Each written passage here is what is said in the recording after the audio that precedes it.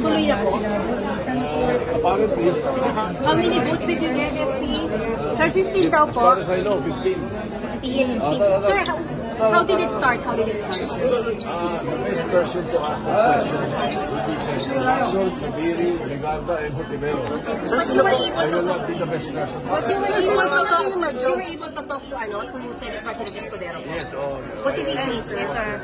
well, he was very magnanimous. Sir, sino pong majority leader? Sir, sino pong majority leader? Anong reason, sir? Better ask the four. They initiated the resolution. Pero sir, finalize over the weekend. Over the weekend na finalize. Yes, that's on last night. Sir, sila na yung minority group. Sino na pong... Sir, sino majority leader?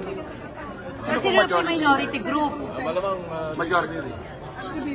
Temp, sir? Pro temp, sir. Pro Tem Senator Lacson.